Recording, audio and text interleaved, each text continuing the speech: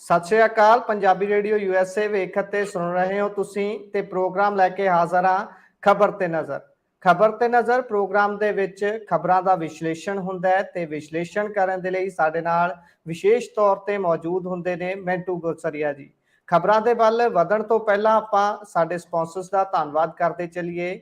Khalsa insurance agency ਕਿਸੇ ਵੀ ਤਰ੍ਹਾਂ ਦੀ insurance ਦੇ ਸੰਬੰਧੀ ਜਾਣਕਾਰੀ ਲੈਣ ਦੇ ਲਈ ਸੰਪਰਕ ਕਰ ਸਕਦੇ ਹੋ। ਨੰਬਰ ਹੈ 408-272-2500।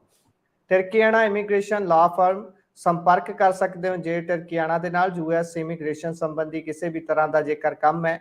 GK Dhanota, Krishan Dhanota, Yuba City, Baljinder Singh Nijjar Woodland, Paramjit Kaur Rangi, Vacaville, Harnek Singh Pabla Indian cuisine ਵਾਲੇ Renton, GN lube and truck wash, oil change, air brake, ਨਵੇਂ ਪੁਰਾਣੇ ਟਾਇਰ ਲੈ ਸਕਦੇ ਹੋ। ਟਰੱਕਾਂ ਦਾ ਹਰੇਕ ਤਰ੍ਹਾਂ ਦਾ ਕੰਮ ਕਰਾ ਸਕਦੇ ਹੋ। ਲੋਕੇਸ਼ਨ ਹੈ ਸੈਂਟਾ ਨੇਲਾ। ਕਾਲ ਕਰ ਸਕਦੇ ਹੋ ਨਿਮਾ ਸੋਹਤਾ ਜੀ ਨੂੰ। ਨੰਬਰ ਹੈ 209-277-0113। ਬੂਟਾ ਸਿੰਘ ਰਾਣੀਪੁਰ ਫ੍ਰਿਜ਼ਨੋ। ਸਪਾਂਸਰਸ ਦਾ ਧੰਨਵਾਦ ਹੈ ਜਿਹੜੇ ਪ੍ਰੋਗਰਾਮ ਨੂੰ ਤੁਹਾਡੇ ਤੱਕ ਪਹੁੰਚਾਉਣ ਦੇ ਲਈ ਸਹਾਇਤਾ ਕਰਦੇ ਨੇ। ਹੁਣ ਵੱਧਦੇ ਹਾਂ ਮਿੰਟੂ ਜੀ ਵੱਲ। ਮਿੰਟੂ ਜੀ ਸਤਿ ਸ਼੍ਰੀ ਅਕਾਲ ਜੀ। ਸਤਿ ਸ਼੍ਰੀ ਅਕਾਲ ਜੀ ਸਾਰਿਆਂ ਨੂੰ। ਸਤਿ ਸ਼੍ਰੀ ਅਕਾਲ ਜੀ। ਸੋ ਖਬਰਾਂ ਦੇ ਵੱਲ ਵਧੀਏ ਆਪਾਂ। ਭਗਵੰਤ ਮਾਨ ਸਾਹਿਬ ਹੁਣੀ ਪਹਿਲਾਂ ਚੰਗਾ ਤਵਾ ਲਾਇਆ ਕਹਿ ਸਕਦੇ ਹਾਂ ਇੱਕ ਤਰ੍ਹਾਂ ਦੇ ਨਾਲ। ਉਹ ਤੋਤਾ ਤੱਕ ਉਹਨਾਂ ਨੇ ਕਹਿ ਦਿੱਤਾ SGPC ਪ੍ਰਧਾਨ ਸਾਹਿਬ ਨੂੰ। ਤੇ ਅੱਜ ਮੋੜਮਾ ਜਵਾਬ ਆਇਆ ਤੇ ਉਹਨਾਂ ਨੇ ਤਫਸੀਲ ਦੇ ਨਾਲ ਜਾਣਕਾਰੀਆਂ ਦਿੱਤੀਆਂ ਜੀ। ਕਹਿੰਦੇ ਹੁਣ ਓਪਨ ਟੈਂਡਰ ਹੋਊਗਾ ਗੁਰਬਾਣੀ ਦਾ। ਗੁਰਬਾਣੀ ਦਾ ਨਹੀਂ, ਗੁਰਬਾਣੀ ਦੇ ਪ੍ਰਸਾਰਣ ਦਾ। ਜੀ ਜੀ ਹਾਂ ਜੀ। ਦੇਖੋ ਗੱਲ ਕੀ ਹੈ ਕਿ SGPC ਤੇ ਮੁਸਲਸਲ ਦੇਖਿਆ ਵਾ ਕਿ ਇਹਨਾਂ ਨੇ ਇੱਕ ਹਮਲਾਵਰਤਾ ਦਿਖਾਈ ਹੈ। ਉਹ ਹਮਲਾਵਰ ਸ਼ੈਲੀ ਜਿਹੜੀ ਵੈਸੇ ਮਾਨ ਸਾਹਿਬ ਦੀ ਹੈਗੀ ਆ, ਪਰ ਐਤਕੀ ਕਾਫੀ ਜ਼ਿਆਦਾ ਉਹਨਾਂ ਨੇ ਛੋਟਾਂ ਜਿਹੜੀਆਂ ਨੇ ਉਹ ਸ਼ਬਦਾਂ ਰਾਹੀਂ ਮਾਰੀਆਂ। ਜਿੱਦਾਂ ਤੁਸੀਂ ਕਿਹਾ ਕਿ ਤੋਤਾ ਕਹਿ ਦਿੱਤਾ, ਫਿਰ ਇਸ ਤੋਂ ਇਲਾਵਾ ਮੋਨੋਪੋਲੀ ਦੀ ਗੱਲ ਕੀਤੀ, ਬਥੇਰਾ ਕੁਛ ਯਾਨੀ ਉਹਨਾਂ ਨੇ ਬੋਲਿਆ ਵਾ। ਪਰ ਅੱਜ ਹਰਜਿੰਦਰ ਸਿੰਘ ਧਾਮੀ ਹੋਰਾਂ ਨੇ ਵੀ ਇਸ ਗੱਲ ਦਾ ਜਵਾਬ ਜਿਹੜਾ ਉਹ ਇਉਂ ਦਿੱਤਾ ਆ ਕਿ ਦੇਖੋ 2023 ਦੇ ਵਿੱਚ ਕਹਿੰਦੇ ਕਿ PTC ਦਾ ਕੰਟਰੈਕਟ ਖਤਮ ਹੋਣ ਜਾ ਰਿਹਾ ਹੈ। ਨਾਲ ਉਹਨਾਂ ਨੇ ਮਾਨ ਸਾਹਿਬ ਨੂੰ ਤਾਕੀਦ ਕਰਦਿਆਂ ਕਿਹਾ ਕਿ ਬਈ ਕੁਝ ਦਿਨਾਂ ਤੋਂ ਜਿਨ੍ਹਾਂ ਨੂੰ ਬੋਲਣਾ ਨਹੀਂ ਚਾਹੀਦਾ ਸੀ ਉਹ ਵੀ ਬੋਲ ਰਹੇ ਆ। SGPC ਅਤੇ ਅਕਾਲੀ ਦਲ ਖਾਲਸੇ ਦੇ ਦੋ ਮਜ਼ਬੂਤ ਸੰਪਰਦਾਇ ਨੇ ਤੇ ਉਹ ਸਮਝਦੇ ਆ ਕਿ ਅਕਾਲੀ ਦਲ ਕਮਜ਼ੋਰ ਕਰ ਦਿੱਤਾ ਜਾਂ ਖਤਮ ਕਰ ਦਿੱਤਾ। ਹੁਣ ਇਹਨਾਂ ਨੇ SGPC ਤੇ ਵਾਰ ਸ਼ੁਰੂ ਕਰ ਦਿੱਤੇ ਆ। ਨਾਲ ਤੋਤੇ ਦਾ ਜਵਾਬ ਦਿੰਦੇ ਉਹਨਾਂ ਨੇ ਕਿਹਾ ਕਿ ਕਦੇ ਕਹਿ ਦਿੰਦੇ ਆ ਕਿ ਗੋਲਕਾਂ ਦੇ ਵਿੱਚ ਪੈਸਾ ਪਾਉਣਾ ਬੰਦ ਕਰ ਦਿਓ ਤੇ ਕਦੇ ਕਹਿੰਦੇ ਆ ਤੋਤੇ ਆ। ਮਾਨ ਸਾਹਿਬ ਮੈਂ ਤੁਹਾਨੂੰ ਕਹਿਣਾ ਚਾਹੁੰਦਾ ਵਾਂ ਕਿ ਤੁਸੀਂ ਦਿੱਲੀ ਵਾਲੇ ਦੇ ਤੋਤੇ ਹੋ। SGPC ਪੰਥਲੀ ਬਣੀ ਹੈ ਤੇ ਆਪਣਾ ਉਹ ਯਤਨ ਕਰਦੀ ਹੈ ਕਿ SGPC ਜਿਹੜੀ ਹੈ ਉਹਨੂੰ ਖੇਰੂ ਕਰਨ ਦਾ ਜਿਹੜਾ ਤੁਸੀਂ ਇਹ ਤਹਈਆ ਕਰ ਰਹੇ ਹੋ ਇਹ ਬੰਦ ਕਰੋ। ਜ਼ਰਾ ਸੰਭਲ ਕੇ ਬੋਲਿਆ ਕਰੋ। ਇਹ ਨਾਟਕਕਾਰਾਂ ਦੀ ਸਟੇਜ ਨਹੀਂ ਜੋ ਮਰਜ਼ੀ ਬੋਲੀ ਜਾਓ।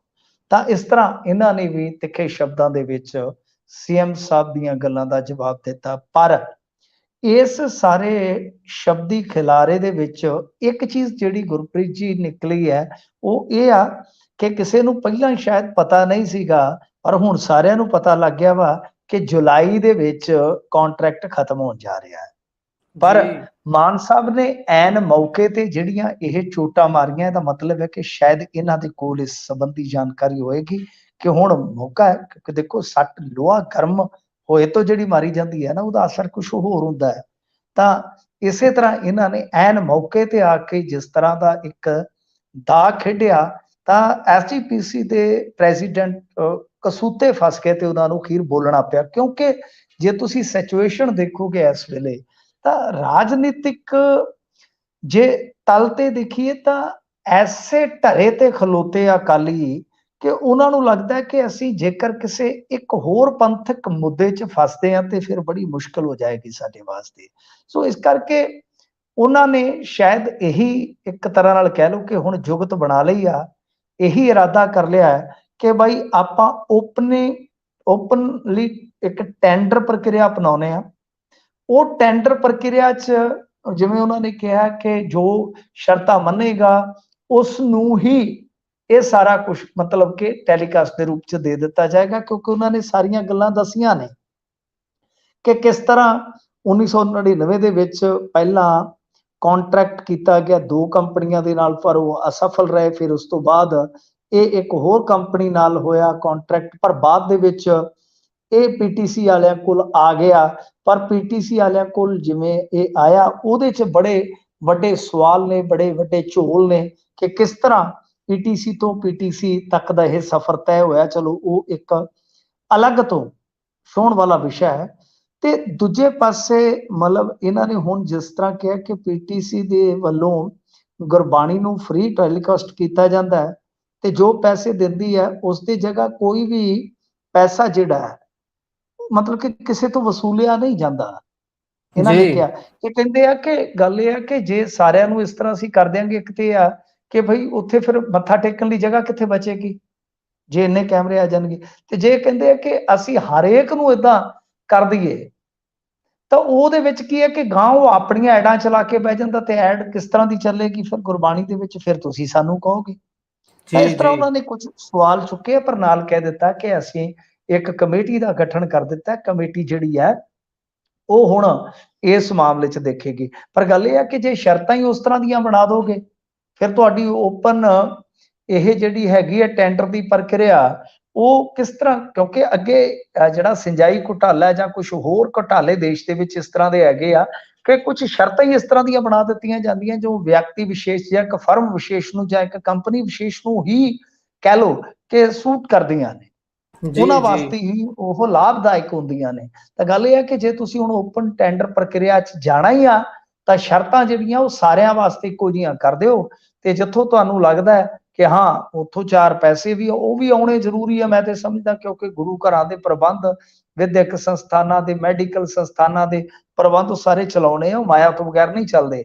ਚਲੋ ਠੀਕ ਜੀ ਆ, ਜੇ ਉਹ ਤੁਸੀਂ ਕਰੋਗੇ, ਮੰਨ ਲਓ ਖੁੱਲੇ ਰੂਪ ਦੇ ਵਿੱਚ ਟੈਂਡਰ ਕਰੋਗੇ, ਤਾਂ ਬੋਲੀ ਲੱਗੇਗੀ ਨਾ ਇੱਕ ਤਰ੍ਹਾਂ ਨਾਲ, ਤਾਂ ਉਹ ਤੁਸੀਂ ਬੋਲੀ ਦੇਖੋਗੇ। ਪਰ ਉਹਦੇ 'ਚ ਇਹ ਨਹੀਂ ਹੈ ਕਿ ਕੋਈ ਪੱਖਪਾਤ ਹੋਣਾ ਚਾਹੀਦਾ। ਹਾਂ, ਸ਼ਰਤਾਂ ਆਪਣੀਆਂ ਸਖਤ ਜ਼ਰੂਰ ਰੱਖੋ, ਕਿਉਂਕਿ ਇਹ ਤੇ ਬਿਲਕੁਲ ਇਸ ਗੱਲ ਨਾਲ ਮੈਂ ਸਹਿਮਤ ਹਾਂ ਕਿ ਜੇ ਤੁਸੀਂ ਆਪਣੇ ਪੱਧਰ ਤੇ ਇਸ ਤਰ੍ਹਾਂ ਖੁੱਲ੍ਹ ਕਰ ਦਿਓਗੇ, ਤਾਂ ਕੱਲ ਨੂੰ ਅੱਜ ਕੱਲ੍ਹ YouTube ਚੈਨਲ ਬਣਾਈ ਫਿਰਦਾ ਹਰੇਕ ਹੀ, ਤਾਂ YouTube ਦੇ ਚੈਨਲ ਦੇ ਵਿੱਚ ਕਿਸ ਤਰ੍ਹਾਂ ਦੀ ਐਡ ਆਉਣੀ ਹੈ ਗਾਂ, ਉਹ ਤੁਹਾਡੇ ਹੱਥ 'ਚ ਤਾਂ ਹੈ ਨਹੀਂਗਾ। ਫਿਰ ਉਹ ਬੜੀ ਜੀ ਵੱਡੀ ਜੀ ਇੱਕ ਸਮੱਸਿਆ ਖੜੀ ਹੋ ਜਾਏਗੀ।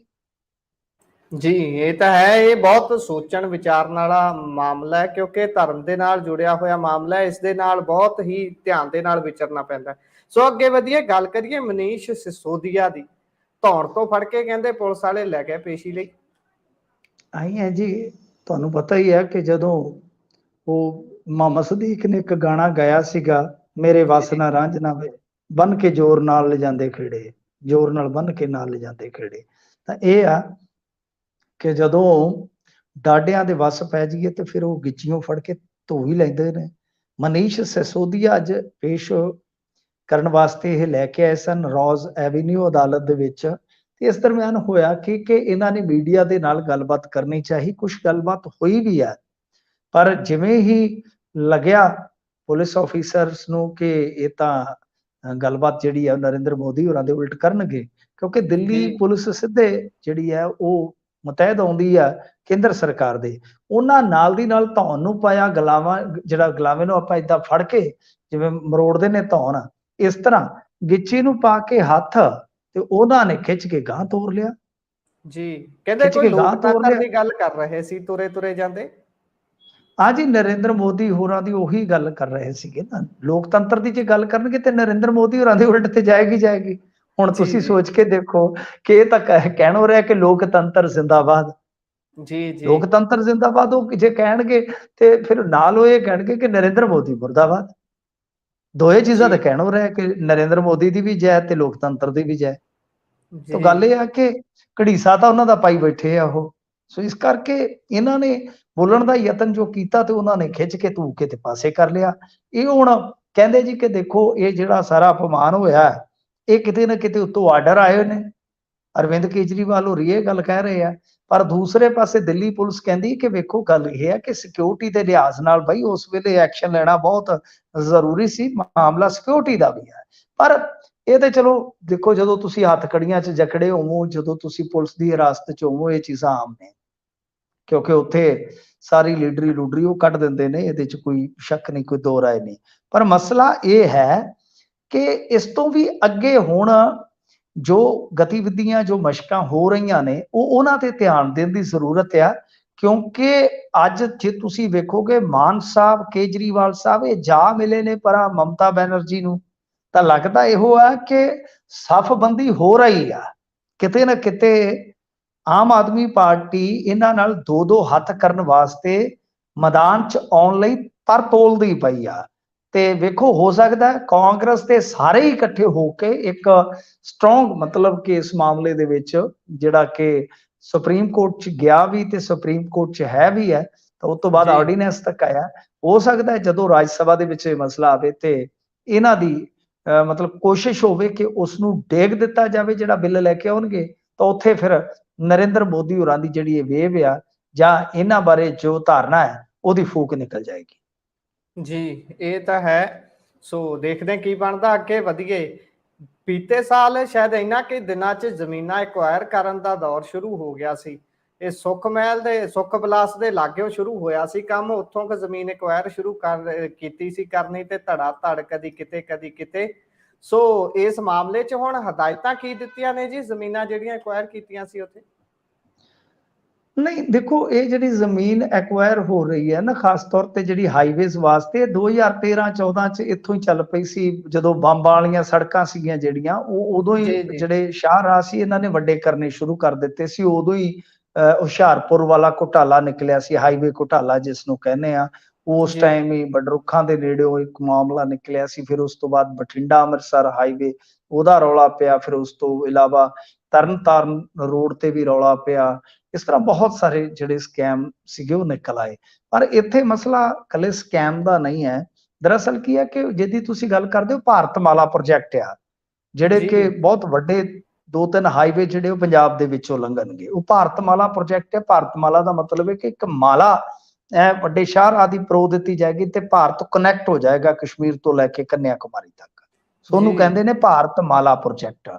ਤਾਂ ਗੱਲ ਇਹ ਆ ਕਿ ਜ਼ਮੀਨ ਪੰਜਾਬ ਦੇ ਵਿੱਚ ਪਹਿਲੀ ਗੱਲ ਤੇ ਹੈ ਕਿ ਐਕਵਾਇਰ ਕਰਨੀ ਹੀ ਇੱਕ ਚੈਲੰਜ ਆ। ਕਿਉਂਕਿ ਬਾਹਰ ਤੇ ਚਲੋ ਹੁਣ ਜਿੱਦਾਂ ਰਾਜਸਥਾਨ ਆ ਜਾਂ ਕੁਛ ਹੱਦ ਤੱਕ ਆਪਾਂ ਲਾਗਲਾ ਆਪਣਾ ਸੂਬਾ ਹਰਿਆਣਾ ਵੀ ਲਾ ਲਈਏ, ਤਾਂ ਜ਼ਮੀਨ ਲੋਕ ਜਿਹੜੇ ਆ ਉਹ ਛੇਤੀ ਦੇ ਦਿੰਦੇ ਆ। ਬਹੁਤ ਹੀ ਜ਼ਿਆਦਾ ਉਪਜਾਊ ਹੋਵੇ ਤੇ ਉੱਥੇ ਥੋੜਾ ਜਿਹਾ ਰੇਟ ਜ਼ਿਆਦਾ ਲੱਗ ਜਾਂਦਾ ਹੈ। ਆਪਣੇ ਇੱਥੇ ਕੀ ਆ ਕਿ ਪੰਜਾਬ ਦੇ ਵਿੱਚ ਜ਼ਮੀਨ ਹੈ ਵੀ ਉਪਜਾਊ ਜ਼ਿਆਦਾ ਹੈ, ਤੇ ਦੂਜੀ ਗੱਲ ਇਹ ਆ ਕਿ ਜੇ ਮੰਨ ਲਓ ਕੋਈ ਜ਼ਮੀਨ ਜਿਹੜੀ ਹੈ ਉਹ ਮੰਨ ਲਓ ਹੌਲੀ ਵੀ ਜ਼ਮੀਨ ਆ, ਪਰ ਫਿਰ ਇਸ ਤਰ੍ਹਾਂ ਦੇ ਕਿਉਂਕਿ ਕਿਸਾਨ ਸੰਗਠਨ ਜਿਹੜੇ ਆ ਉਹ ਬੜੇ ਦਮਦਾਰ ਨੇ, ਉਹਨਾਂ ਦਾ ਯਤਨ ਹੁੰਦਾ ਕਿ ਵੱਧ ਤੋਂ ਵੱਧ ਮੁਆਵਜ਼ਾ ਲੈ ਲਿਆ ਜਾਵੇ। ਤਾਂ ਇੱਥੇ ਕਿਸਾਨਾਂ ਦਾ ਜਿਹੜਾ ਜਥੇਬੰਦਕ ਢਾਂਚਾ ਹੈ ਉਹ ਕਿਤੇ ਨਾ ਕਿਤੇ ਬਹੁਤ ਵੱਡਾ ਰੋਲ ਅਦਾ ਕਰਦਾ ਇਸ ਮਾਮਲੇ 'ਚ। ਤੋ ਇਸ ਕਰਕੇ ਜ਼ਮੀਨ ਐਕਵਾਇਰ ਕਰਨੀ ਚੈਲੰਜ ਰਹਿੰਦਾ ਹੈ। ਇੱਥੇ ਜ਼ਮੀਨ ਐਕਵਾਇਰ ਕਰਨ ਤੋਂ ਤੇ ਗੋਲੀਆਂ ਤੱਕ ਚੱਲੀਆਂ ਹੋਈਆਂ, ਕਿਸਾਨਾਂ ਦੀ ਮੌਤ ਤੱਕ ਹੋਈ ਹੈ, ਕਿਲਿੰਗ ਤੱਕ ਹੋਈ ਹੈ। ਬਹੁਤ ਵੱਡਾ ਇੱਕ ਇਤਿਹਾਸ ਹੈ ਇੱਥੇ ਜ਼ਮੀਨ ਐਕਵਾਇਰ ਕਰਨ ਦਾ, ਕਿਉਂਕਿ ਪੰਜਾਬ ਦਾ ਕਿਸਾਨ ਤੁਹਾਨੂੰ ਪਤਾ ਜ਼ਮੀਨ ਨੂੰ ਮਾਂ ਸਮਝਦਾ ਹੈਗਾ। ਤਾਂ ਇੱਥੇ ਹੁਣ ਇੱਕ ਸਮੱਸਿਆ ਹੋਰ ਹੈ ਕਿ ਮਾਮਲਾ ਇਹ ਆ ਕਿ ਜਦੋਂ ਜ਼ਮੀਨ ਐਕਵਾਇਰ ਕਰ ਲਈ ਜਾਂਦੀ ਹੈ, ਇਹ ਤੇ ਜਿਵੇਂ ਆਪਾਂ ਗੱਲ ਕਰ ਰਹੇ ਹਾਂ ਨਾ ਕਿ ਜ਼ਮੀਨ ਐਕਵਾਇਰ ਕਰਨ ਵਾਲਾ ਜਿਹੜਾ ਸਟੈਪ ਹੈ ਉਹ ਬੜਾ ਚੈਲੰਜਿੰਗ ਹੁੰਦਾ ਹੈ। ਪਰ ਉਸ ਤੋਂ ਬਾਅਦ ਜਦੋਂ ਜ਼ਮੀਨ ਮੰਨ ਲਓ ਐਕਵਾਇਰ ਹੋ ਗਈ, ਸਹਿਮਤੀ ਹੋ ਗਈ ਸਾਰੀਆਂ ਧਿਰਾਂ ਦੀ, ਅਵਾਰਡ ਦੇ ਹਿਸਾਬ ਨਾਲ ਪੈਸਾ ਵੀ ਮਿਲ ਗਿਆ, ਪਰ ਹੁੰਦਾ ਕੀ ਹੈ ਕਿ ਕੁਝ ਵਿਭਾਗ ਦੇ ਜਿਹੜੇ ਬੰਦੇ ਹੁੰਦੇ ਆ ਉਹ ਰਲ ਮਿਲ ਕੇ ਕੀ ਕਰਦੇ ਕਿ ਇੰਤਕਾਲ ਲੇਟ ਕਰ ਦਿੰਦੇ ਆ। ਉਹ ਇੰਤਕਾਲ ਚੜ੍ਹਦਾ ਨਹੀਂ, ਤੇ ਇਸ ਦਰਮਿਆਨ ਕਈ ਵਾਰ ਇਹੋ ਜਿਹੇ ਵੀ ਮਾਮਲੇ ਆਏ ਨੇ ਸਾਹਮਣੇ ਕਿ ਉਹ ਜਿਹੜਾ ਮੁਆਵਜ਼ਾ ਹੁੰਦਾ ਹੈ ਦੂਰੀ ਦੂਰੀ 30-30 ਵਾਰ ਵੀ ਚਲੇ ਜਾਂਦਾ ਹੈ, ਕਿਉਂਕਿ ਮਿਲੀ ਜੀ ਭੁਗਤ ਹੁੰਦੀ ਆ। ਸੋ ਇਹ ਕੰਮ ਨਿਬੇੜਨ ਵਾਸਤੇ ਹੁਣ ਇਹਨਾਂ ਨੇ ਹਦਾਇਤਾਂ ਕੀਤੀਆਂ ਕਿ ਜਿਵੇਂ ਹੀ ਜ਼ਮੀਨ ਐਕਵਾਇਰ ਹੁੰਦੀ ਆ, ਫਰਜ਼ ਕਰੋ ਜ਼ਮੀਨ ਦਾ ਸੌਦਾ ਹੋ ਗਿਆ, ਐਕਵਾਇਰ ਹੋ ਗਈ, ਅਵਾਰਡ ਹੋ ਗਿਆ, ਪੇਮੈਂਟ ਡਨ ਹੋ ਗਈ ਆ, ਕਿ ਤੁਰੰਤ ਇੰਤਕਾਲ ਚਾੜ ਦਿਓ, ਤਾਂ ਕਿ ਕੋਈ ਵਜ੍ਹਾ ਹੀ ਨਾ ਰਹੇ ਕਿ ਉਹ ਮਾਲਕਾਨਾ ਹੱਕ ਵਾਲਾ ਜਿਹੜਾ ਉਹ ਦੂਜਾ ਤੀਜਾ ਚੌਥਾ ਦਾਵਾ ਕਰੇ। ਸੋ ਇਸ ਕਰਕੇ ਇਹਨਾਂ ਨੇ ਹਦਾਇਤਾਂ ਕੀਤੀਆਂ ਕਿ ਜਿੱਥੇ ਜ਼ਮੀਨ ਐਕਵਾਇਰ ਹੋਏਗੀ ਤੁਰੰਤ ਇੰਤਕਾਲ ਜਿਹੜਾ ਉਹ ਤੁਸੀਂ ਚੜਾ ਦਿਓਗੇ। ਜੀ ਜੀ, ਇਹ ਤਾਂ ਹੈ। ਸੋ ਅੱਗੇ ਵਧੀਏ। ਪਹਿਲਾਂ ਤਾਂ ਇਹ ਗੱਲ ਭਾਜਪਾਈਆਂ ਤੋਂ ਹੀ ਸੁਣਨ ਨੂੰ ਮਿਲਦੀ ਸੀ ਕਿ ਗੱਠਜੋੜ ਅਸੀਂ ਨਹੀਂ ਕਰਨਾ, ਅਕਾਲੀ ਦਲ ਨਾਲ ਇਕੱਲੇ ਹੀ ਲੜਾਂਗੇ, ਪਰ ਹੁਣ ਅਕਾਲੀ ਦਲ ਤੋਂ ਵੀ ਇਹ ਆਵਾਜ਼ ਆਈ ਹੈ ਜੀ।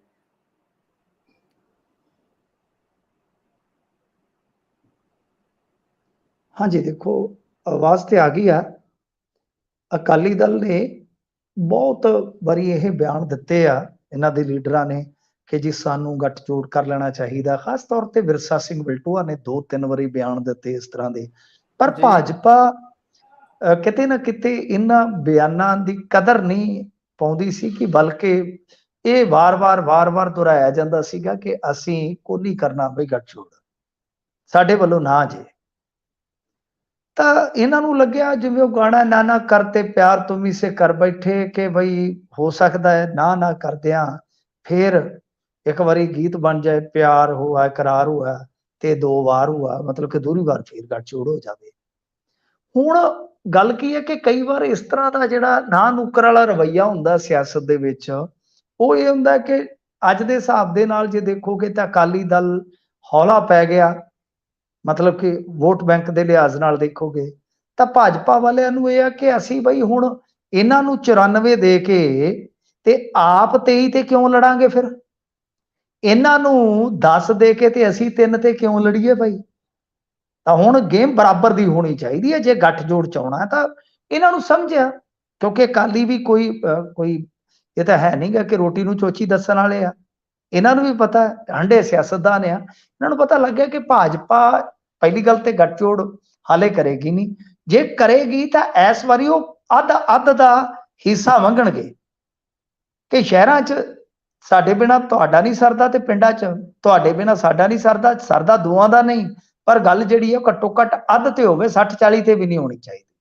ਤਾਂ ਇਸ ਕਰਕੇ ਅਕਾਲੀਆਂ ਨੇ ਵੀ ਫਿਰ ਸ਼ਾਇਦ ਇਹ ਸੋਚਿਆ ਹੋਣਾ ਕਿ ਜੇ ਇਹ ਇੰਜ ਕਰ ਰਹੇ ਨੇ ਤੇ ਆਪਾਂ ਵੀ ਥੋੜਾ ਜਿਹਾ ਇੰਜ ਕਰਕੇ ਦੇਖ ਲਈਏ ਕਿ ਭਾਈ ਅਸੀਂ ਕਰਨਾ ਹੀ ਨਹੀਂ। ਜਦ ਕਿ ਜ਼ਰੂਰਤ ਦੋਵਾਂ ਦੀ ਆ, ਤੇ ਜੇ ਬਸਪਾ ਵੀ ਨਾਲ ਰਹਿ ਜਾਂਦੀ ਆ, ਇਹ ਇੱਕ ਤਕੋਨਾ ਗੱਠਜੋੜ ਬਣ ਜਾਂਦਾ ਹੈ, ਤਾਂ ਮਤਲਬ ਕਿ ਫਿਰ ਰਾਜਨੀਤੀ ਦੇ ਵਿੱਚ ਪੂਰੀ ਹਲਚਲ ਹੋ ਸਕਦੀ ਹੈ। ਸੋ ਇਸ ਕਰਕੇ ਕਿਤੇ ਨਾ ਕਿਤੇ ਜਿਹੜੀ ਬਿਆਨਬਾਜ਼ੀ ਪਿਛਲੇ ਕੁਝ ਦਿਨਾਂ ਤੋਂ ਚੱਲੀ ਆ, ਹਾਲਾਂਕਿ ਜੈਨੀ ਸਾਹਿਬ ਜੋ ਕਿ ਭਾਜਪਾ ਦੇ ਸੀਨੀਅਰ ਆਗੂ ਨੇ, ਉਹਨਾਂ ਨੇ ਵੀ ਵਕਾਲਤ ਕੀਤੀ ਸੀ, ਤਾਂ ਜ਼ਰੂਰਤ ਤੇ ਨਜ਼ਾਕਤ ਨੂੰ ਤੇ ਸਮਝ ਰਹੇ ਆ। ਪਰ ਜਿਵੇਂ ਮੈਂ ਕਿਹਾ ਕਿ ਗੱਠਜੋੜ ਦੇ ਫਿਰ ਕਈ ਵਾਰ ਜਿਹੜੇ ਫਰਕ ਪਏ ਹੁੰਦੇ, ਤਰੇੜਾਂ ਪਈਆਂ ਹੁੰਦੀਆਂ, ਤਾਂ ਉਹਨਾਂ ਨੂੰ ਜਦੋਂ ਦੁਬਾਰਾ ਕਿਤੇ ਭਰਨ ਦਾ ਯਤਨ ਹੁੰਦਾ ਤਾਂ ਉਹਦੇ 'ਚ ਇਹ ਵੇਖਿਆ ਜਾਂਦਾ ਕਿ ਹੁਣ ਪਰਿਸਥਿਤੀ ਜੋ ਅੱਜ ਦੀ ਸੂਰਤ ਹਾਲ ਹੈ ਕਿ ਉਹਦੇ ਮੱਦੇ ਨਜ਼ਰ ਕਿਹੋ ਜਿਹੀ ਆ, ਫਿਰ ਉਸ ਹਿਸਾਬ ਨਾਲ ਸੌਦੇਬਾਜ਼ੀ ਹੋ ਜਾਂਦੀ ਹੈ। ਜੀ ਇਹ ਤਾਂ ਹੈ। ਸੋ ਦੇਖਦੇ ਹਾਂ ਹੁਣ ਕੀ ਬਣਦਾ। 9 ਮਾਸ ਦਾ ਰਿਸ਼ਤਾ ਜਿਹੜਾ ਸੀਗਾ ਕਿਹਾ ਜਾਂਦਾ ਸੀ, ਉਹ ਹੁਣ ਅੱਗੇ ਦੁਬਾਰਾ ਜੁੜਦਾ ਕਿ ਨਹੀਂ। ਅੱਗੇ ਵਧੀਏ, ਗੱਲ ਕਰੀਏ ਕਿਸਾਨ ਬ੍ਰਿਗੇਡ ਦੀ, ਤੇ ਹੁਣ ਮੋੜ ਤੋਂ ਮੋਰਚਾ ਸੰਭਾਲਿਆ ਜੀ, ਕਿਸ ਮੋਰਚੇ ਦੀ ਗੱਲ ਹੋ ਰਹੀ ਹੈ? ਦੇਖੋ ਇਹ ਨਾ ਅੱਜ ਟ੍ਰਿਬਿਊਨ ਦੇ ਵਿੱਚ ਖਬਰ ਛਪੀ ਸੀ, ਪਰ ਮੇਰੇ ਖਿਆਲ ਦੇ ਨਾਲ ਇਹ ਬੈਸਟ ਖਬਰ ਸੀ ਅੱਜ ਦੀ ਜੇ ਦੇਖੀਏ ਸਾਰੀਆਂ ਖਬਰਾਂ ਦੀ, ਕਿਉਂਕਿ ਸਾਨੂੰ ਨੈਗੇਟਿਵ ਖਬਰਾਂ ਕਰਨੀਆਂ ਪੈਂਦੀਆਂ ਨੇ, ਕਿਉਂਕਿ ਲੋਕ ਨੈਗੇਟਿਵ ਖਬਰਾਂ ਜ਼ਿਆਦਾ ਸੁਣਦੇ ਆ। ਪੋਜ਼ਿਟਿਵ ਖਬਰਾਂ, ਖੁਸ਼ਨੁਮਾ ਖਬਰਾਂ ਬਹੁਤ ਹੁੰਦੀਆਂ ਨੇ, ਪਰ ਸਾਡੀ ਨਿਗਾਹ ਨਹੀਂ ਪੈਂਦੀ। ਦਰਅਸਲ ਕੀ ਹੈ ਕਿ ਫਿਰੋਜ਼ਪੁਰ ਜ਼ਿਲ੍ਹੇ ਦੀ ਕਿਸਾਨ ਬ੍ਰਿਗੇਡ ਹੈ, ਇਹਨਾਂ ਨੇ ਇੱਕ ਨਵਾਂ ਉਦਮ ਚੁੱਕਿਆ ਹੈ। ਉਦਮ ਇਹ ਆ ਕਿ ਸਰਹੱਦੀ ਜ਼ਿਲ੍ਹੇ 'ਚ ਇਹ ਜਿਹੜਾ ਇਹਨਾਂ ਨੇ ਮੋਰਚਾ ਸੰਭਾਲਿਆ ਕਿ ਜਿਵੇਂ ਸ਼ਿਮਲਾ ਮਿਰਚ ਹੋਈ ਆ ਤਾਂ ਉਹ ਲੋਕ ਸੜਕ ਤੇ ਸੱਟ ਰਹੇ ਨੇ, ਵਾਹ ਰਹੇ ਨੇ, ਤਾਂ ਇਹ ਬਾਂਹ ਫੜ ਰਹੇ ਨੇ। ਮਤਲਬ ਬਾਂਹ ਏਦਾਂ ਫੜ ਰਹੇ ਆ ਕਿ ਜਿਹੜੇ ਇਹ ਭਾਅ ਡਿੱਗੇ ਹੋਏ ਨੇ ਮਾਰਕੀਟ 'ਚ, ਤੁਹਾਨੂੰ ਪਤਾ ਹੈ ਲੌਬਿੰਗ ਹੋ ਜਾਂਦੀ ਆ, ਰੇਟ ਸੁੱਟ ਲੈ ਜਾਂਦੇ ਆ ਜਦੋਂ ਸਪਲਾਈ ਵੱਧਦੀ ਹੈ। ਡਿਮਾਂਡ ਐਂਡ ਸਪਲਾਈ ਦਾ ਹੀ ਫੰਡਾ ਹੁੰਦਾ ਬਿਜ਼ਨਸ 'ਚ। ਤਾਂ ਫਿਰੋਜ਼ਪੁਰ ਜ਼ਿਲ੍ਹੇ ਵਿੱਚ ਵਪਾਰੀ ਕਿਸਾਨਾਂ ਨੂੰ ਮਿਰਚਾਂ ਦਾ ਭਾਅ 21 ਰੁਪਏ ਦੇ ਰਹੇ ਨੇ, ਜਦ ਕਿ ਜਿਹੜੇ 20 ਕਿਸਾਨਾਂ ਦਾ ਸਮੂਹ ਮੌਜੂਦਾ ਬਾਜ਼ਾਰ ਮੁੱਲ ਦੇ ਮੁਕਾਬਲੇ ਛੋਟੇ ਤੇ ਦਰਮਿਆਨੇ ਕਿਸਾਨਾਂ ਨੂੰ ਕਿਸਮ ਦੇ ਹਿਸਾਬ ਨਾਲ 28 ਰੁਪਏ ਤੇ 34 ਰੁਪਏ ਪ੍ਰਤੀ ਕਿਲੋ ਦਾ ਭਾਅ ਦੇ ਰਿਹਾ ਹੈ। ਮਤਲਬ ਕਿ ਇਹ ਜੇ ਰੇਟ ਦੇ ਹਿਸਾਬ ਨਾਲ ਦੇਖੀਏ ਤਾਂ ਬਹੁਤ ਜ਼ਿਆਦਾ ਹੈ। ਮਾਨਸਾ ਜ਼ਿਲ੍ਹੇ ਦੇ ਵਿੱਚ ਪਿਛਲੇ ਦਿਨ ਹੀ ਤੁਹਾਨੂੰ ਪਤਾ ਹੋਵੇਗਾ ਕਿ ਬਹੁਤ ਥੱਲੇ ਸੁੱਟ ਦਿੱਤਾ ਸੀ, ਪਰ ਸਰਹੱਦੀ ਜ਼ਿਲ੍ਹੇ ਦੇ ਵਿੱਚ ਇਹ ਰੇਟ ਜਿਹੜੇ ਸੀ ਉਹ ਹੁਣ ਦੇਖ ਰਹੇ ਆ ਕਿ ਪੰਜਾਬ ਦੇ ਵਿੱਚ ਜੋ ਮਤਲਬ ਕਿ ਮਿਰਚ ਉਤਪਾਦਕ ਆ, ਉਹ ਇਸ ਤਰ੍ਹਾਂ ਇੱਕ ਸਮੂਹ ਬਣਾਇਆ ਉਹਨਾਂ ਨੇ, 20 ਦੇ ਕਰੀਬ ਨੇ ਉਹ, ਤਾਂ ਯਾਨੀ ਕੋਆਪਰੇਟਿਵ ਮਾਡਲ ਕਹਿ ਸਕਦੇ ਆ ਆਪਾਂ। ਤਾਂ ਉਹ ਕੀ ਕਰ ਰਹੇ ਨੇ ਕਿ ਉਹ ਕਿਸਾਨਾਂ ਤੋਂ ਖਰੀਦ ਰਹੇ ਤੇ ਅੱਗੇ ਦੇ ਰਹੇ ਆ। ਤੇ ਇਹਦੇ ਵਿੱਚ ਉਹ ਜੋ ਬਲਵਿੰਦਰ ਸਿੰਘ ਦੱਸ ਰਹੇ ਨੇ ਖਬਰ ਦੇ ਮੁਤਾਬਕ ਪਿੰਡ ਮਾਲਣ ਤੋਂ, ਉਹ ਕਹਿੰਦੇ ਆ ਕਿ ਸਮੂਹ ਨੇ ਮਾਰਕੀਟਿੰਗ ਦਾ ਕੰਮ ਸੰਭਾਲਿਆ ਕਿਉਂਕਿ ਛੋਟੇ ਉਤਪਾਦਕਾਂ ਨੂੰ ਮਾਰ ਪੈ ਰਹੀ ਹੈ, ਕਿਉਂਕਿ ਮਸਲਾ ਮਾਰਕੀਟਿੰਗ ਦਾ। ਉਹ ਕਹਿੰਦੇ ਕਿ ਅਬੋਰ ਦਾ ਇੱਕ ਸਰਕਾਰੀ ਪਲਾਂਟ ਵੀ ਮਿਰਚਾਂ ਲਈ ਸਿਰਫ 24 ਰੁਪਏ ਪ੍ਰਤੀ ਕਿਲੋ ਦੀ ਪੇਸ਼ਕਸ਼ ਕਰ ਰਿਹਾ ਹੈ। ਮਿਰਚ ਉਤਪਾਦਕਾਂ ਨੂੰ ਇਸ ਸਮੂਹ ਦੇ ਦਖਲ ਨੂੰ ਠੋਣਾ ਦਿੱਤਾ ਹੈ ਦੂਸਰੇ ਪਾਸੇ ਕਹਿੰਦੇ ਮਾਨਸਾ ਦੇ ਪਿੰਡ ਭੈਣੀ ਬਾਗਾ ਦੇ ਕਿਸਾਨ ਜੀਵਨ ਸਿੰਘ ਨੂੰ ਸ਼ਿਮਲਾ ਮਿਰਚ ਦੇ ਡਿੱਗੇ ਭਾਅ ਨੇ ਇੰਨਾ ਨਿਰਾਸ਼ ਕਰ ਦਿੱਤਾ ਕਿ ਉਹਨਾਂ ਨੇ ਆਪਣੀ ਫਸਲ ਨੂੰ ਵਾਹੁਣ ਵਿੱਚ ਹੀ ਭਲਾਈ ਸਮਝੀ। ਮਤਲਬ ਜੀ ਕਿ ਇਹ ਆਪਣਾ ਇੱਕ ਸਮੂਹ ਬਣਾ ਕੇ ਕਿਸਾਨਾਂ ਤੋਂ ਮਤਲਬ ਕਿ ਫਸਲ ਖਰੀਦ ਰਹੇ ਨੇ ਤੇ ਗਾਂ ਮਾਰਕੀਟਿੰਗ ਕਰ ਰਹੇ ਨੇ। ਤਾਂ ਇਹ ਚੀਜ਼ ਜਿਹੜੀ ਹੈ ਉਹ ਇਸ ਕਰਕੇ ਅੱਛੀ ਹੈ ਕਿ ਕੋਆਪਰੇਟਿਵ ਮਾਡਲ ਨੂੰ ਅਸੀਂ ਜਿਹੜਾ ਵਿਸਾਰਿਆ, ਸਹਿਕਾਰਤਾ ਨੂੰ ਵਿਸਾਰਿਆ, ਤਾਂ ਇਹ ਇੱਕ ਸਹਿਕਾਰਤਾ ਦੀ ਬਣ ਗਈ ਹੈ। ਇਸ ਤਰ੍ਹਾਂ ਕਿ ਜੇ ਕੋਈ ਮਾਰਕੀਟਿੰਗ ਕਰਦਾ ਤਾਂ ਉਹ ਮਾਰਕੀਟਿੰਗ ਕਰੇ, ਜੇ ਕੋਈ ਕਾਸ਼ਤ ਕਰ ਸਕਦਾ ਉਹ ਕਾਸ਼ਤ ਕਰੇ। ਤਾਂ ਇਹ ਚੀਜ਼ ਜਿਹੜੀ ਹੈ ਉਹ ਆਪਣੇ ਆਪ ਦੇ ਵਿੱਚ ਬੜੀ ਇੱਕ ਕਹਿ ਲਓ ਕਿ ਵਧੀਆ ਗੱਲ ਹੈ। ਪਰ ਕੁਝ ਥਾਵਾਂ ਤੇ ਕਿਸਾਨਾਂ ਤੋਂ ਵਪਾਰੀ 4 ਰੁਪਏ ਖਰੀਦ ਰਿਹਾ, ਕਿਤੇ 6 ਰੁਪਏ, ਕਿਤੇ 8 ਰੁਪਏ, 10 ਰੁਪਏ। ਯਾਨੀ ਜੋ ਗੱਲ ਹੈ ਕਿ ਸਬਜ਼ੀਆਂ ਦੇ ਘੱਟੋ ਘੱਟ ਭਾਅ ਜਿਹੜੇ ਆ ਨਾ ਤਾਂ ਉਹ ਮਿੱਥੇ ਜਾਂਦੇ ਤੇ ਨਾ ਵੱਧੋ ਵੱਧ ਮਿੱਥੇ ਜਾਂਦੇ ਆ। ਹੁੰਦਾ ਕੀ ਆ ਕਿ ਇਸ ਤਰ੍ਹਾਂ ਲੌਬੀ ਕਰਕੇ ਕਿਸਾਨਾਂ ਤੋਂ ਬੜੇ ਸਸਤੇ ਭਾਅ ਗੰਢੇ ਹੋਣ, ਸਬਜ਼ੀਆਂ ਹੋਣ ਲੈ ਲਈਆਂ ਜਾਂਦੀਆਂ, ਜਦੋਂ ਕਿਉਂਕਿ ਉਹਨਾਂ ਕੋਲ ਸਟੋਰੇਜ ਦੀ ਸਮਰੱਥਾ ਨਹੀਂ ਹੁੰਦੀ, ਕੋਈ ਜਗ੍ਹਾ ਨਹੀਂ ਹੁੰਦੀ। ਫਿਰ ਉਹੀ ਬਹੁਤ ਵੱਡੇ ਭਾਅ ਤੇ ਕੁਝ ਦਿਨਾਂ ਬਾਅਦ ਉਹ ਜਿਹੜਾ ਗਾਹਕ ਨੂੰ ਦਿੱਤਾ ਜਾਂਦਾ ਸੌਦਾ। ਸੋ ਇਸ ਕਰਕੇ ਇਸ ਸਮੂਹ ਨੇ ਮਤਲਬ ਕਿ ਸ਼ਿਮਲਾ ਮਿਰਚ ਜਿਹੜੇ ਕਾਸ਼ਤਕਾਰ ਸੀ ਉਹਨਾਂ ਦੀ ਬਾਹ ਫੜਨ ਦਾ ਉਦਮ ਕੀਤਾ। ਤਾਂ ਵਧੀਆ ਗੱਲ ਹੈ। ਮੈਂ ਸਮਝਦਾ ਕਿ ਇਸ ਤਰ੍ਹਾਂ ਦਾ ਕੋਆਪਰੇਟਿਵ ਮਾਡਲ ਜਿਹੜਾ ਹੈ ਉਹ ਅੱਗੇ ਵਧਣਾ ਚਾਹੀਦਾ ਹੈ। ਜੀ ਇਹ ਤਾਂ ਹੈ, ਇੱਕ ਦੂਸਰੇ ਦੀ ਬਾਹ ਫੜਨ ਦੀ ਬਹੁਤ ਜ਼ਰੂਰਤ ਹੈ। ਅੱਗੇ ਵਧੀਏ। ਸਮੀਰ ਵਾਨਖੇੜੇ ਨੂੰ ਸੀਬੀਆਈ ਨੇ ਪੇਸ਼ ਹੋਣ ਲਈ ਜਾਰੀ ਕੀਤਾ ਸੰਮਨ ਜੀ।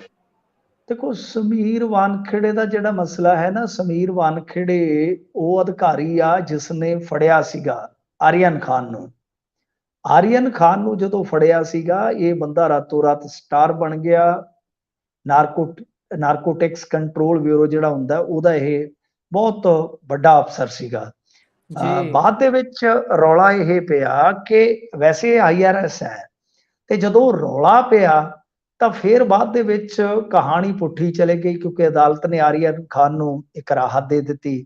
ਬਾਅਦ ਚ ਇਹ ਗੱਲ ਨਿਕਲ ਕੇ ਆਈ ਜਾਂਚ ਦੇ ਵਿੱਚ ਮੁੱਢਲੇ ਤੌਰ ਤੇ ਕਿ ਸਮੀਰ ਵਾਨਖੇੜੇ ਤੇ ਇਹਦੇ ਨਾਲ ਜਿਹੜੇ ਉਹ ਟਾਊਟ ਜੇ ਸੀਗੇ ਦੋ, ਇੱਕ ਪਾਟਲ ਸੀ ਗੁਜਰਾਤ ਦਾ, ਇੱਕ ਕਿਰਨ ਗੁਸਾਨੀ ਸੀਗਾ। ਇਹਨਾਂ ਨੇ ਮਤਲਬ ਕਿ ਪਲਾਨ ਕਰਕੇ ਜਦੋਂ ਇਹਨਾਂ ਨੂੰ ਪਤਾ ਲੱਗਿਆ ਕਿ ਆਰੀਅਨ ਖਾਨ ਵੀ ਕਰੂਜ਼ ਤੇ ਆ ਰਿਹਾ ਹੈ, ਤੇ ਇਹਨਾਂ ਨੇ ਇੱਕ ਗਿਣੀ ਮਿੱਥੀ ਸਾਜ਼ਿਸ਼ ਤਹਿਤ ਉਸ ਨੂੰ ਫੜਿਆ। ਉਹਦੇ ਕੋਲੋਂ ਕੁਝ ਬਰਾਮਦ ਨਹੀਂ ਹੋਇਆ, ਪਰ ਉਹਦਾ ਇੱਕ ਵੌਇਸ ਨੋਟ ਭਿਜਵਾ ਕੇ ਉਹਨੂੰ ਹਿਰਾਸਤ 'ਚ ਲੈ ਕੇ ਤੇ ਇਹਨਾਂ ਨੇ ਪੂਜਾ ਡਡਲਾਨੀ ਜਿਹੜੀ ਮੈਨੇਜਰ ਆ ਉਹਦੇ ਨਾਲ ਡੀਲ ਦੀ ਗੱਲ ਤੋਰੀ, ਤੇ ਇਹਨਾਂ ਦਾ ਟਾਰਗੇਟ ਸੀ 25 ਕਰੋੜ ਲੈਣ ਦਾ, ਜਿਹੜਾ ਕਿ 18 ਕਰੋੜ 'ਚ ਮਾਮਲਾ ਸੈੱਟ ਵੈਟ ਹੋਇਆ। ਦੱਸਦੇ ਕਿ 50 ਲੱਖ ਰੁਪਈਆ ਵੀ ਆ ਗਿਆ ਸੀ। ਬਾਅਦ ਦੇ ਵਿੱਚ ਉਹ ਜਿਹੜੀ ਇੱਕ ਗੰਜੇ ਜੇ ਦੇ ਨਾਲ ਆਰੀਅਨ ਖਾਨ ਦੀ ਜਿਹੜੀ ਉਹ ਖਿੱਚੀ ਹੋਈ ਸੀ ਸੈਲਫੀ, ਜਿਹੜੀ ਕਿ ਭੇਜੀ ਤਾਂ ਇਹਨਾਂ ਨੂੰ ਸੀਗੀ, ਉਹਨਾਂ ਨੇ ਕਿਹਾ ਵੇਖੋ ਇਹ ਬੈਠਾ ਹੈ, ਉਹ ਜਦੋਂ ਵਾਇਰਲ ਹੋਈ ਗਾਂ ਦੀ ਗਾਂ ਤੁਰੀ ਤਾਂ ਉਹ ਲੋਕਾਂ ਨੇ ਕਿਹਾ ਕਿ ਇਹ ਤੇ ਬੰਦਾ ਖੁਦ ਕੇਸਾਂ ਦੇ ਵਿੱਚ ਉਲਝਿਆ, ਇਹ NCB ਦਾ ਤਾਂ ਅਧਿਕਾਰੀ ਨਹੀਂ ਹੈਗਾ। ਤਾਂ ਉੱਥੋਂ ਫਿਰ ਇਹ ਡਰ ਗਏ ਤੇ ਪੈਸੇ ਵਾਪਸ ਕਰ ਦਿੱਤੇ। ਸੋ ਇਸ ਕਰਕੇ ਹੁਣ ਜਿੱਦਾਂ ਕਹਿ ਲਓ ਕਿ ਸ਼ਿਕਾਰੀ ਹੀ ਸ਼ਿਕਾਰ ਹੋ ਚੱਲਿਆ।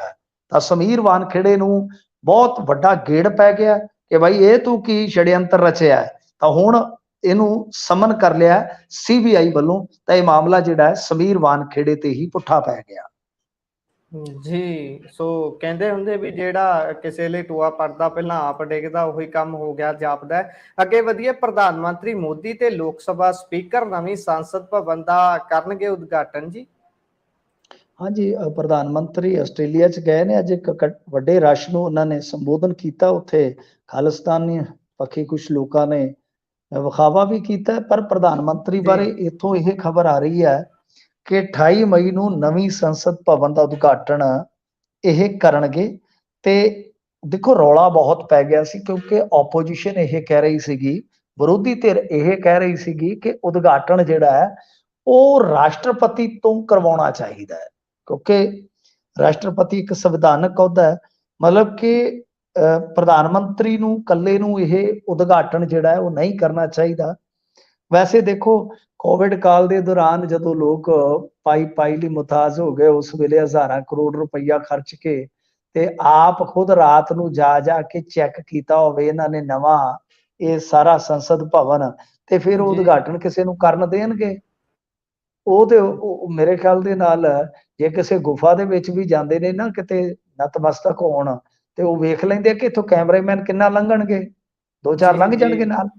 ਤਾਂ ਗੱਲ ਇਹ ਆ ਕਿ ਇਸ ਕਰਕੇ ਉਦਘਾਟਨ ਦਾ ਤੇ ਮਸਲਾ ਜਿਹੜਾ ਉਹ ਛੱਡ ਦਿਓ ਗੱਲ ਤੁਸੀਂ। ਪ੍ਰਧਾਨ ਮੰਤਰੀ ਨਹੀਂ ਕਿਸੇ ਨੂੰ ਖੰਘਣ ਦੇਗਾ ਇਸ ਮਾਮਲੇ 'ਚ। ਤਾਂ ਹੁਣ ਇਹ ਆ ਕਿ ਜਦੋਂ ਰੌਲਾ ਪਿਆ ਤਾਂ ਇਹਨਾਂ ਨੇ ਨਾਲ ਲੋਕ ਸਭਾ ਸਪੀਕਰ ਦਾ ਵੀ ਐਲਾਨ ਕਰ ਦਿੱਤਾ, ਕਿਉਂਕਿ ਰਸਮੀ ਤੌਰ ਤੇ ਸੱਦੇ ਭੇਜੇ ਗਏ ਨੇ ਸਾਰਿਆਂ ਨੂੰ। ਤਾਂ ਉਹਦੇ 'ਚ ਹੁਣ ਇਹ ਸਾਫ਼ ਆ ਕਿ ਲੋਕ ਸਭਾ ਦੇ ਜਿਹੜੇ ਸਪੀਕਰ ਨੇ ਉਹ ਵੀ ਨਾਲ ਉਦਘਾਟਨ ਦੀ ਜਿਹੜੀ ਇਹ ਰਸਮ ਆ ਉਹਨੂੰ ਨਿਭਾਉਣਗੇ। ਜੀ, ਸੋ ਦੇਖਦੇ ਹਾਂ। ਉਹ ਜਿਹੜੀ ਫੋਟੋ ਵਾਲੀ ਗੱਲ ਕੀਤੀ ਉਹ ਤਾਂ ਦੇਖਦਾ ਹੀ ਬਣਦੀ। ਬੀਤੇ ਸਮੇਂ ਜਦੋਂ ਚੋਣਾਂ ਹੋਈਆਂ ਸੀ, ਚੋਣਾਂ ਤੋਂ ਬਾਅਦ ਕਦੇ ਜੀ। ਗਏ ਸੀ ਕਿਤੇ ਮੱਥਾ ਟੇਕਣ, ਉਸ ਸਮੇਂ ਵੀ ਨਾਲ ਉੱਥੇ ਪੂਜਾ ਕਰਦਿਆਂ ਦੇ ਵੀ ਨਾਲ ਫੋਟੋਗ੍ਰਾਫਰ ਖੜੇ ਹੋਏ ਸੀ ਤੇ ਬੜੇ ਤਰੀਕੇ ਨਾਲ ਪੋਜ਼ ਬਣਾ ਕੇ ਫੋਟੋ ਕਰਾਉਂਦੇ ਨੇ। ਬਹੁਤ ਸਾਰੀਆਂ ਇੱਥੇ ਟਿੱਪਣੀਆਂ ਵੀ ਜੀ ਆਉਂਦੀਆਂ ਜੀ ਨੇ ਲੋਕਾਂ ਦੀਆਂ। ਬਿਲਕੁਲ ਸੋ ਬਿਲਕੁਲ ਫੋਟੋ ਤੋਂ ਇੱਕ ਗੱਲ ਕਹਿ ਦਿਆਂ ਮੈਂ ਕਿ ਹੁਣ ਫੋਟੋ ਆ ਗਈ ਆ ਉਹਦੀ, ਜਿਹੜਾ ਅੱਜ ਸੰਦੀਪ ਬਰੇਟਾ ਫੜਿਆ ਇਹਨਾਂ ਨੇ ਉਹਦੀ ਜੀ ਜੀ ਫੋਟੋ ਆ ਗਈ। ਪਹਿਲਾਂ ਪੁਸ਼ਟੀ ਨਹੀਂ ਸੀ ਹੋ ਰਹੀ ਬੰਗਲੌਰ 에ਅਰਪੋਰਟ ਤੋਂ, ਹਾਲਾਂਕਿ ਹਾਲੇ ਵੀ ਡਿਟੇਨਡ ਹੀ ਦੱਸਿਆ ਜਾ ਰਿਹਾ ਕਿ ਪੰਜਾਬ ਪੁਲਿਸ ਦੀ ਇੱਕ ਪਾਰਟੀ ਗਈ ਆ, ਕਿਉਂਕਿ ਸਮਝਿਆ ਜਾਂਦਾ ਕਿ ਬੇਅਦਬੀ ਦੇ ਦੋਸ਼ੀ ਤਾਂ ਜਿਹੜੇ ਇੱਥੇ ਫੜੇ ਸੀਗੇ ਉਹਨਾਂ ਤੋਂ ਉੱਤੇ ਜਿਹੜੇ ਸਾਜ਼ਿਸ਼ ਘਾੜੇ ਸੀ ਉਹਨਾਂ ਦੇ ਵਿੱਚੋਂ ਇੱਕ ਸੰਦੀਪ ਬਰੇਟਾ ਜਿਸ ਨੂੰ ਡਿਟੇਨ ਕੀਤਾ ਗਿਆ ਬੰਗਲੌਰ। ਤਾਂ ਉਹਦੀ ਜੀ ਇੱਕ ਫੋਟੋ ਵੀ ਵਾਇਰਲ ਹੋ ਰਹੀ ਹੈ। ਹੁਣ ਪੁਸ਼ਟੀ ਅਧਿਕਾਰਤ ਤੌਰ ਤੇ ਹਾਲੇ ਪੁਲਿਸ ਨੇ ਕੀਤੀ ਨਹੀਂ ਹੈ, ਵੇਟ ਕਰੋ ਕਿ ਕਦੋਂ ਉਹ ਪੁਸ਼ਟੀ ਹੁੰਦੀ ਹੈ। ਪਰ ਬਹੁਤ ਸਾਰੇ ਮੀਡੀਆ ਆਊਟਲੈਟ ਦਾਅਵਾ ਕਰ ਰਹੇ ਨੇ ਕਿ ਉਸ ਨੂੰ ਡਿਟੇਨ ਕੀਤਾ ਗਿਆ ਬੰਗਲੌਰ 에ਅਰਪੋਰਟ ਤੇ। ਜੀ, ਸੋ ਦੇਖਦੇ ਹਾਂ ਕੀ ਬਣਦਾ ਜਦੋਂ ਇਹਨਾਂ ਨੂੰ ਡਿਟੇਨ ਕਰ ਲਿਆ ਗਿਆ। ਜੇ ਪੁਸ਼ਟੀ ਹੁੰਦੀ ਹੈ ਕਿ ਉਹੀ ਨੇ ਤੇ ਫਿਰ ਬਾਕੀ ਬਚੇ ਦੋ ਜਿਹੜੇ ਸ਼ਖਸ ਨੇ ਉਹਨਾਂ ਤੱਕ ਪਹੁੰਚਣ 'ਚ ਵੀ ਸ਼ਾਇਦ ਆਸਾਨੀ ਹੋਵੇ, ਜਲਦੀ ਫੜੇ ਜਾਣ। ਹਾਂਜੀ ਹਾਂਜੀ, ਉਹ ਡੇਰੇ ਇਹਨਾਂ ਦੇ ਬਥੇਰੇ ਡੇਰੇ 'ਚ ਹੀ ਹੋਣਗੇ ਕਿਤੇ ਨਾ ਕਿਤੇ। ਜੀ, ਸੋ ਮੈਂਟੂ ਜੀ ਤੁਸੀਂ ਖਬਰਾਂ ਤੇ ਚਾਨਣਾ ਪਾਇਆ, ਤੁਹਾਡਾ ਬਹੁਤ ਬਹੁਤ ਧੰਨਵਾਦ ਜੀ। ਸਤਿ ਸ਼੍ਰੀ ਅਕਾਲ। ਸਤਿ ਸ੍ਰੀ ਅਕਾਲ ਜੀ, ਸੋ ਖਬਰ ਤੇ ਨਜ਼ਰ ਪ੍ਰੋਗਰਾਮ ਤੁਸੀਂ ਸੁਣ ਰਹੇ ਹੋ, ਵੇਖ ਰਹੇ ਹੋ ਤੇ ਖਬਰਾਂ ਤੇ ਚਾਨਣਾ ਪਾਉਣ ਦੇ ਲਈ ਸਾਡੇ ਨਾਲ ਸੀ ਮਿੰਟੂ ਗੁਰਸਰੀਆ ਜੀ। ਖਬਰਾਂ ਦਾ ਵਿਸ਼ਲੇਸ਼ਣ ਹੋਇਆ ਹੈ ਤੇ ਪ੍ਰੋਗਰਾਮ ਤੁਹਾਨੂੰ ਕਿਹੋ ਜਿਹਾ ਲੱਗਿਆ, ਆਪਣੀ ਕਮੈਂਟ ਬਾਕਸ ਦੇ ਵਿੱਚ ਰਾਏ, ਆਪਣੇ ਸੁਝਾਅ ਜ਼ਰੂਰ ਦੱਸੋ। ਨਾਲ ਦੀ ਨਾਲ ਜੇਕਰ ਪ੍ਰੋਗਰਾਮ ਚੰਗਾ ਲੱਗਦਾ ਹੈ ਆਪਣੇ ਸਾਥੀਆਂ ਦੇ ਨਾਲ ਸਾਂਝਾ ਕਰਨਾ ਬਿਲਕੁਲ ਨਾ ਭੁੱਲਣਾ। ਜੁੜੇ ਰਹੋ ਪੰਜਾਬੀ ਰੇਡੀਓ USA ਦੇ ਨਾਲ। ਛੋਟੇ ਜਿਹੇ ਵਕਫੇ ਤੋਂ ਬਾਅਦ ਮੁੜ ਤੋਂ ਜੁੜਦੇ ਹਾਂ ਤੁਹਾਡੇ ਨਾਲ। ਧੰਨਵਾਦ।